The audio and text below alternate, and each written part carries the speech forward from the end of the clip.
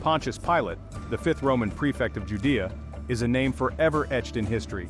His story is inextricably linked to the crucifixion of Jesus. A Roman official ruling over a restless Jewish province, Pilate found himself caught in a maelstrom of religious and political tensions. Pilate arrived in Judea in 26 AD, taking the reins of a volatile region. Into this cauldron of unrest stepped Jesus of Nazareth, a charismatic preacher who captured the attention of the masses. Pilate, a seasoned administrator, likely viewed Jesus initially as just another potential troublemaker. However, Jesus' teaching struck a chord with the downtrodden populace, growing his popularity and the suspicion of the Jewish religious authorities.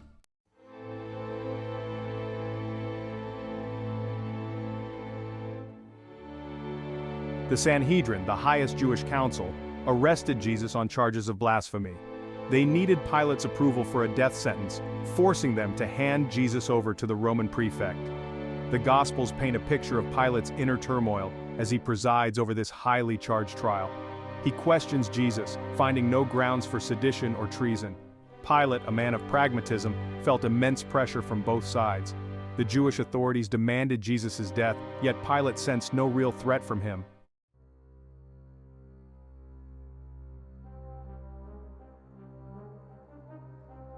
In the end, Pilate washed his hands of the matter, handing Jesus over to be crucified. This act of condemnation forever linked Pilate to Jesus in history. The crucifixion ignited a spiritual firestorm that would reshape the world. It marked the beginning of Christianity, a faith that would spread throughout the Roman Empire and beyond. Pilate, who sought to maintain order, had unwittingly played a pivotal role in unleashing a force that would challenge Roman power. But what became of Pilate in the aftermath of the crucifixion?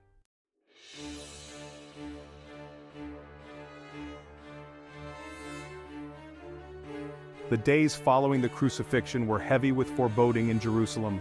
Reports reached Pilate's ears of strange occurrences, a darkened sky, tremors, and the temple veil tearing. These tales heightened the sense of unease gripping Jerusalem.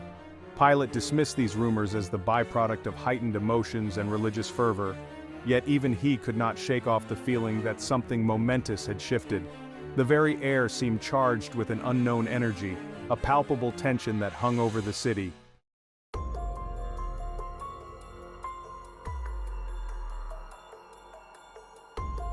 Beyond the immediate unease, a more insidious threat to Pilate's position began to take root, growing discontent among the Jewish elite. The Sanhedrin, though complicit in Jesus' death, now viewed Pilate with suspicion and resentment. Their whispers of dissatisfaction began to find their way to the ears of the common people. Pilate, aware of the growing discontent, found himself walking a precarious tightrope. He could not afford to appear weak, yet any overt action against the Sanhedrin risked igniting rebellion. His once firm grip on Judea felt increasingly tenuous.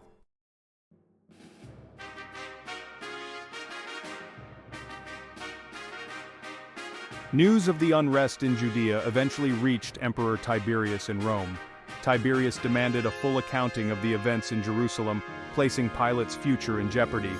Pilate's enemies sent messages to Rome painting him as a weak and indecisive ruler. They highlighted his reluctance to condemn Jesus and his failure to quell the unrest.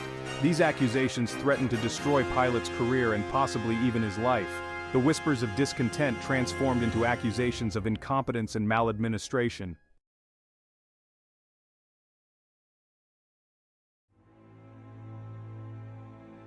Isolated in Jerusalem, Pilate found himself in a precarious position. The events set in motion by the trial and crucifixion of Jesus had spiraled beyond his control. He had sought to maintain order, but his actions had only served to ignite a firestorm. As the days turned into weeks, the pressure on Pilate intensified.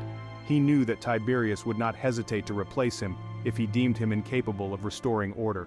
The writing was on the wall. Pilate's time in Judea was coming to an end.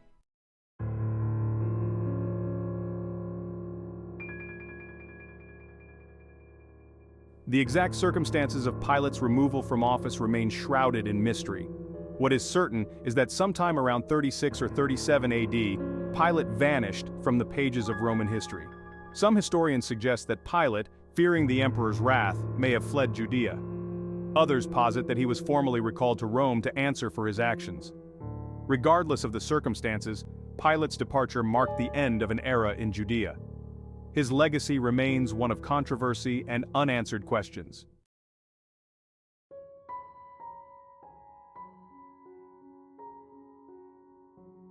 The abrupt end to Pilate's tenure in Judea is mirrored by the sudden silence in official Roman records. Following his departure, his name vanishes from the annals of Roman history. This conspicuous absence has fueled centuries of speculation among historians. Was this silence a deliberate act to erase a troublesome figure, or merely a reflection of the inevitable loss of records over time? The Romans were meticulous record keepers, making Pilate's disappearance peculiar. The veil of silence that shrouds Pilate's later years may never be fully lifted.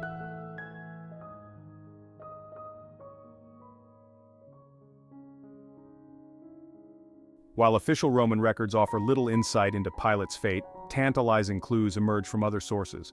One such clue is the Pilate stone, discovered in 1961 at Caesarea Maritima.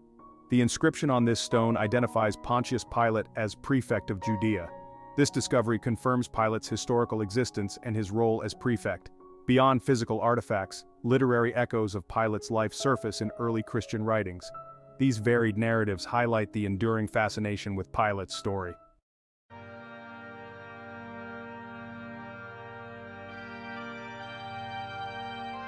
One intriguing thread in Pilate's post-Judean life leads to Ethiopia. Ethiopian Christianity preserves a unique tradition regarding Pilate's fate. According to this tradition, Pilate sought redemption through conversion to Christianity. He is said to have traveled to Ethiopia, finding solace in the teachings of the early Christian community. This tradition elevates Pilate to the status of a saint, celebrated annually. While historians debate the accuracy, the tradition underscores the profound impact of his story.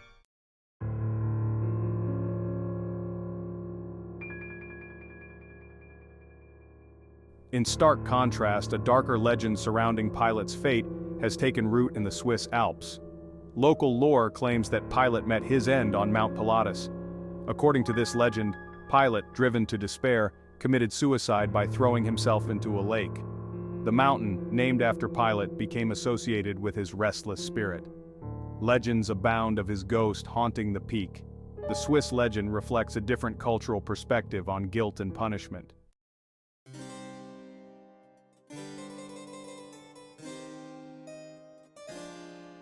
The mists of time often obscure the truth, particularly when it comes to figures as controversial as Pontius Pilate.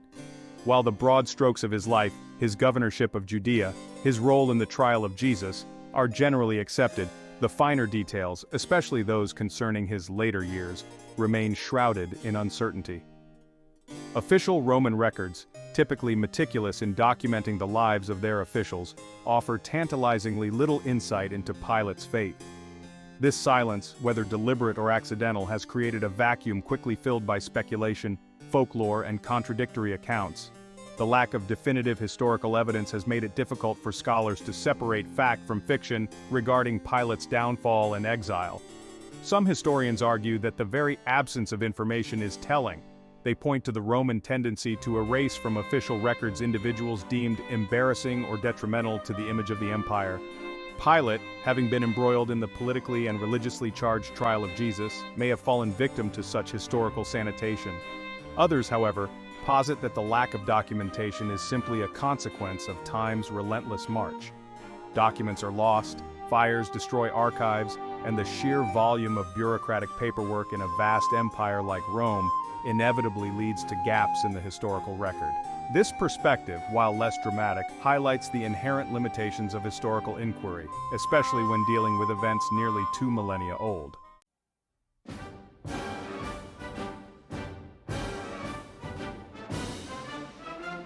Section 2, Eusebius, A Voice Through the Centuries. Despite the paucity of official Roman records, intriguing clues regarding Pilate's fate emerge from the writings of early Christian historians. One of the most prominent voices among these is Eusebius of Caesarea, a 4th century bishop and historian often referred to as the father of church history. Eusebius, drawing on earlier sources now lost to time, provides a detailed account of Pilate's downfall, claiming that the Roman prefect was ultimately removed from office and exiled to Gaul, which is modern-day France.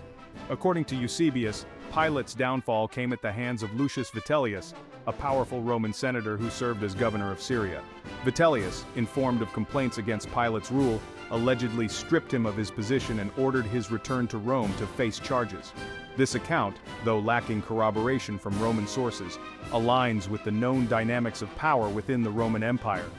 Provincial governors, though wielding significant authority, were ultimately answerable to the emperor and his appointed representatives. Eusebius further claims that Pilate, upon reaching Gaul, met a tragic end, dying by suicide. This detail, often repeated in subsequent historical accounts, has contributed to the image of Pilate as a tormented figure, haunted by his role in the crucifixion. However, it is crucial to note that Eusebius wrote centuries after the events in question, and his account, though valuable, should be treated with a degree of scholarly caution.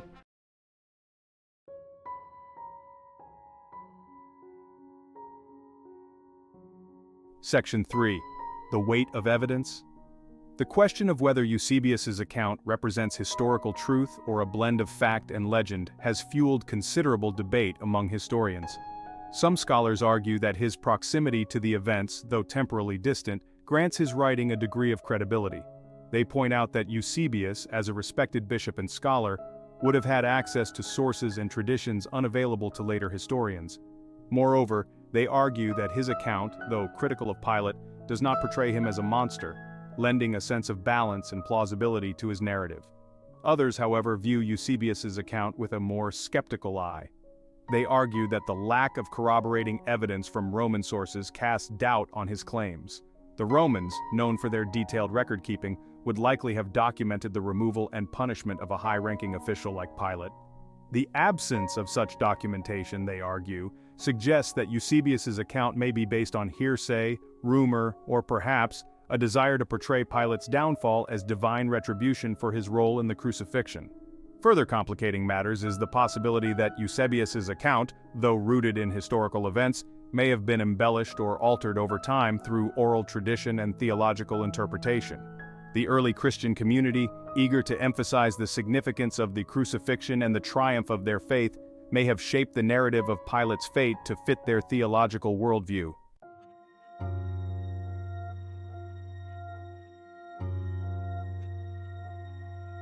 Section 4. The Exile Narrative, a closer look.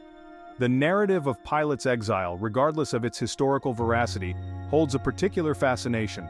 The image of a powerful Roman official, stripped of his authority and cast out to a distant land, resonates with themes of hubris, the fleeting nature of power, and the possibility of redemption, even in the face of grave mistakes. Exile, in the Roman world, carried a profound stigma. It represented a severance from one's homeland, a stripping away of social standing, and a constant reminder of past failures. If Pilate was indeed exiled to Gaul, as Eusebius suggests, it would have marked a dramatic fall from grace. He would have gone from wielding the authority of Rome in a strategically important province to living out his days as a social pariah, stripped of his power and prestige. This stark contrast highlights the precarious nature of power within the Roman world, where even high-ranking officials could fall victim to political intrigue, shifting alliances, and the whims of the emperor. The exile narrative also raises intriguing questions about Pilate's state of mind during his final years. Did he, as some accounts suggest, experience regret and remorse for his role in condemning Jesus? Or did he, hardened by years of wielding power, view his exile as a mere inconvenience, a temporary setback in a long career? The historical record, frustratingly silent on these matters, leaves ample room for speculation and interpretation.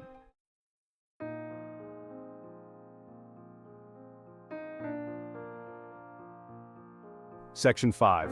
Pilate's Fate, a microcosm of history's mysteries. The debate surrounding Pilate's downfall and exile serves as a microcosm of the challenges inherent in historical inquiry, particularly when dealing with events shrouded in controversy and the passage of nearly 2 millennia. The lack of definitive evidence, the fragmentary nature of surviving sources, and the inevitable influence of bias and interpretation create a complex puzzle with no easy solutions. While it may never be possible to definitively determine the precise circumstances of Pilate's fate, the very act of grappling with the available evidence, weighing competing narratives, and acknowledging the limits of historical knowledge offers its own rewards. The story of Pontius Pilate, despite its uncertainties and contradictions, continues to fascinate and challenge us, reminding us that history is not a static collection of facts, but rather an ongoing dialogue between the past and the present, a tapestry woven from both evidence and interpretation.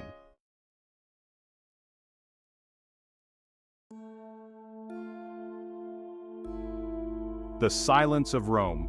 Rome, the heart of an empire, kept meticulous records of its triumphs and tribulations. Yet the fate of Pontius Pilate, the prefect of Judea, remains absent from Roman chronicles. This absence has fueled speculation, turning Pilate into a canvas for legends and theological interpretations. Some historians suggest this silence hints at a deliberate attempt to erase Pilate from history. Was his role in Jesus' trial too controversial for an empire grappling with Christianity? Did the powers decide Pilate's story was best left untold, erased like an uncomfortable footnote? Others argue the lack of information is due to the ravages of time and historical preservation. Fires, wars, and natural disasters have created gaps in even the most meticulously maintained archives.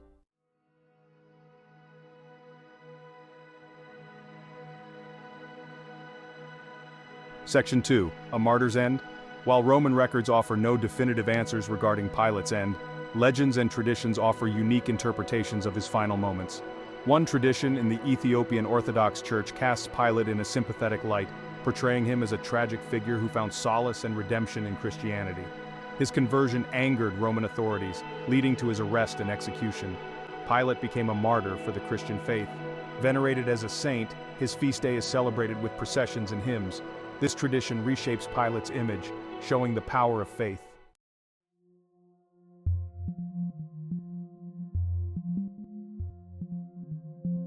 Beyond the official silence of Roman records and the saintly image embraced by Ethiopian tradition, whispers of a darker, more unsettling end for Pontius Pilate echo across the centuries, rooted in the folklore and local legends of Europe.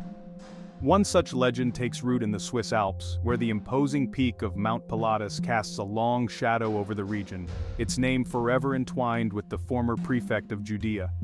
According to local lore, Pilate, haunted by his role in the crucifixion and driven to despair by the weight of his actions, sought refuge in the remote mountain fastness.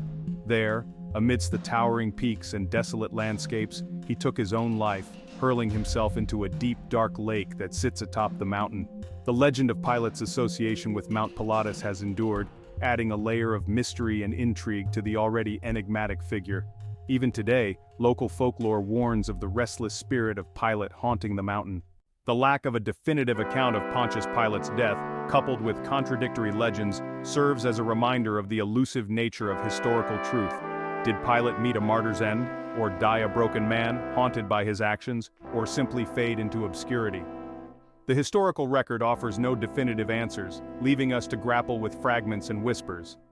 Pilate's name, linked to Jesus' trial, resonates through centuries, a testament to the enduring power of this pivotal event.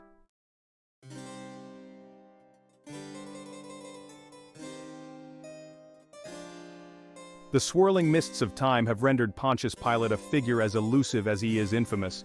Was he a ruthless tyrant, callously condemning an innocent man to appease a bloodthirsty mob? Or was he a tragic figure, caught in a maelstrom of forces beyond his control? The historical record, fragmented and often contradictory, offers no easy answers. The man himself remains shrouded in a fog of speculation and conjecture. Yet for all the ink spilled, Pontius Pilate remains an enigma. He is a Rorschach test onto which many have projected their own interpretations. The passage of centuries has done little to diminish the shadow cast by Pontius Pilate. His name, forever linked to the trial and crucifixion of Jesus, continues to resonate through history. For Christians, Pilate represents Roman authority, the power that condemned Jesus to death. Pilate's act of washing his hands symbolizes self-deception and avoidance of moral responsibility. His legacy extends beyond theological debate, serving as a cautionary tale for those in power. Pilate's story underscores the unpredictable nature of history and its far-reaching consequences.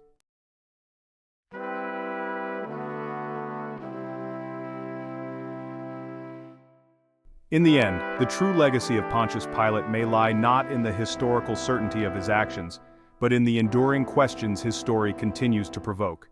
He stands at the crossroads of history and faith, a symbol of the complex interplay of power, belief, and the human search for meaning. Was he a villain, a victim of circumstance, or a tragic figure caught in the web of his own making? Perhaps he was all of these things and more, a testament to the contradictory impulses that reside within the human heart. The silence of the historical record regarding his ultimate fate only adds to his mystique. Did he find redemption in the faith he once scorned, as Ethiopian tradition suggests? Or did he die a haunted and broken man, his conscience forever burdened by the weight of his decision? The lack of a definitive answer serves as a constant reminder that history is not a static collection of facts, but rather an ongoing dialogue between the past and the present, a tapestry woven from evidence, interpretation, and the enduring power of human imagination.